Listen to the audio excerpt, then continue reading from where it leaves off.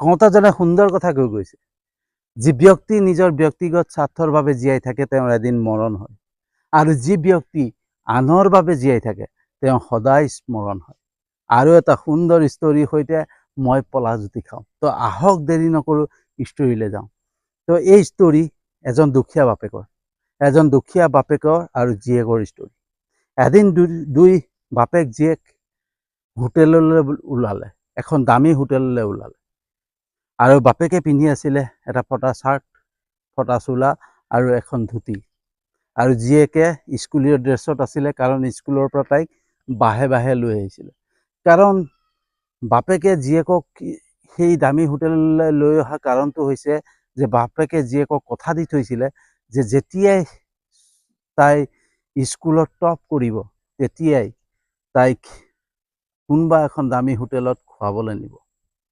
আৰু সেই ভাবিয়েই জীয়েকক লৈ আহিছে এখন দামী হোটেললৈ যেতিয়া সোমাই গ'ল, সোমাই যোৱাৰ লগে লগে হোটেলত গৈ বহিলে। বহাৰ লগে লগে হোটেলৰ ৱেটাৰজনে, যোনজনে ছাৰ্ভিচ দিয়ে, খোৱা বস্তু দিয়ে বা এনেকৈ খোৱা বস্তু দিয়া কৰা কৰে ন, সেই ল'ৰাজন আহি পালে।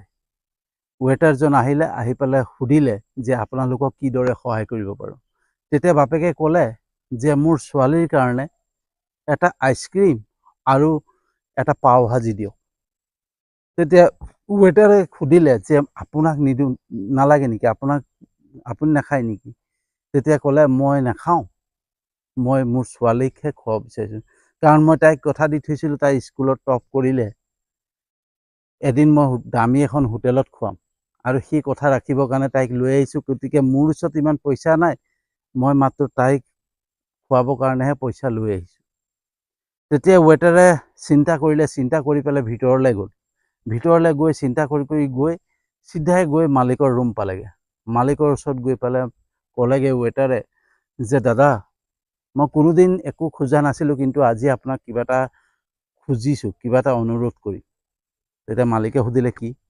তেতিয়া ৱেটাৰে মালিকক ক'লে যে দাদা, বাহিৰত বাপেক জীয়েক আহিছে, বাপেকজন বহুত দৰিদ্ৰ, আৰু জীয়েকক লৈ আহিছে, জীয়েকে টপ কৰিছে, এইবাৰ মানে ৰাজ্যখনৰ ভিতৰত টপ কৰিছে স্কুলত, আৰু সেইকাৰণে হোটেলত খুৱাবলৈ লৈ আহিছে। কিন্তু বাপেকৰ ইমানেই পইচা আছে, ইমানখিনিয়ে পইচা আছে যি জীয়েককে খুৱাব পাৰিব, বাপেকে খাব নোৱাৰে। গতিকে মই ভাবোঁ যে মোৰ ফালৰ পৰা মই বাপেককো খুৱাম, সেই যোনটো পইচা হয় আপুনি মোৰ চেলাৰীৰ পৰা কাটি দিব। তেতিয়া মালিকে ক'লে কি কথা কোৱা, তোমাৰ চেলাৰীৰ পৰা কাটি দিব? ছোৱালীজনীয়ে টপ কৰিছে তো আমাৰো কৰ্তব্য। গতিকে তাই যেতিয়া আমাৰ ৰাজ্যখনৰ ভিতৰত তাই টপ কৰিছে, তো আমাৰ ফালৰ পৰা তাইক কিবা এটা গিফ্ট দিয়া দায়িত্ব। গতিকে সেইকাৰণে দুই বাপেক জীয়েককে তুমি যি খাই খুৱাই দিয়া, পাও ভাজি বাপেককো দিয়া, জীয়েককো দিয়া, আইচক্ৰীম বাপেককো দিয়া, জীয়েককো দিয়া, কিন্তু পইচা নল'বা। আৰু লগতে আৰু 4টামান পেকেট পাও ভাজি পেক কৰি দিবা, আইচক্ৰীম 4টামান পেক কৰি দিবা, আৰু 2 কেজিমান ভাল মিঠাই পেক কৰি পেলাই দি দিবা। আৰু ক'বা যে মালিকৰ ফালৰ পৰা এইটো তাইক গিফ্ট দিছে, কাৰণ তাই আমাৰো ছোৱালী হয়, সেইকাৰণে এই ৰাজ্যৰ ভিতৰত যেতিয়া টপ কৰিছে, গতিকে তাই আমাৰো জীয়েক, আমাৰো ছোৱালী, গতিকে তাইক মালিকে এয়া উপহাৰ দিছে।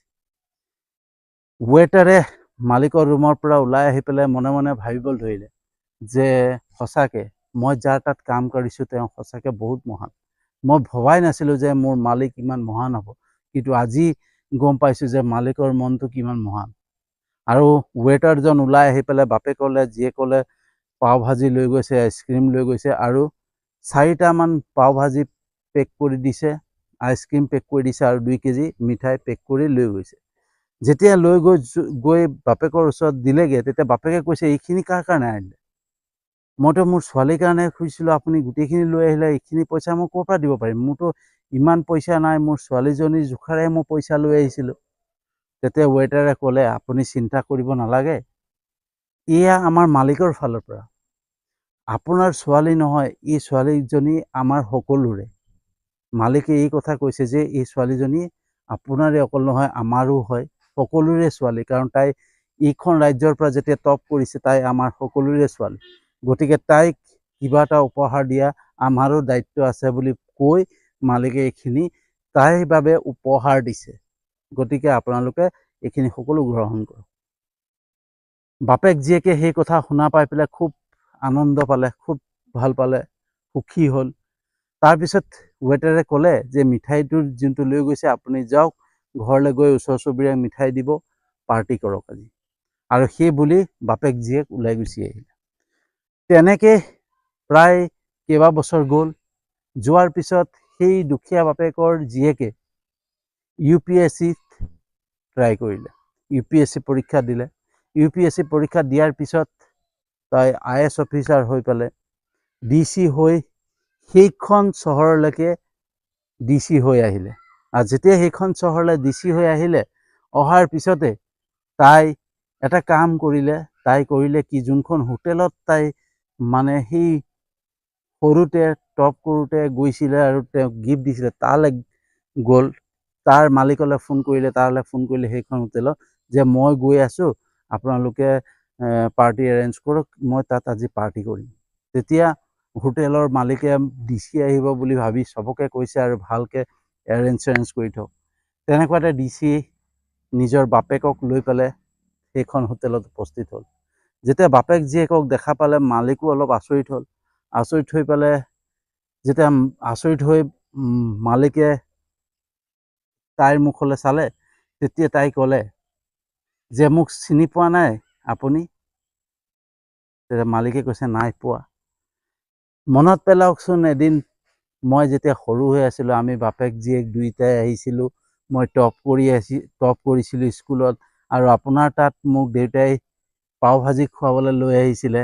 তেতিয়া আপোনালোকে মোক বহুতখিনি গিফ্ট দিছিলে, দেউতাকো খুৱাইছিলে আৰু মিঠাই টোপোলা গিফ্ট কৰিছিলে, মনত পৰিছে? তেতিয়া মালিকে ক'লে সেইজনী ছোৱালীয়ে মই সেইদিনাখনেই আপোনালোকে যেতিয়া মোক সেইখিনি উপহাৰ দিছিলে, তেতিয়াই মই তাৰ পৰা বহুত অনুপ্ৰেৰণা পাইছিলোঁ। মই বহুত উৎসাহিত হৈছিলোঁ, আৰু সেই অনুপ্ৰেৰণা বলতে আজি মই এই চহৰত DC হৈ আহিছোঁ। মই UPSC ক্ৰেক কৰি পেলাই UPSC দি পেলাই মই IAS অফিচাৰ হ'বলৈ সক্ষম হ'লোঁ।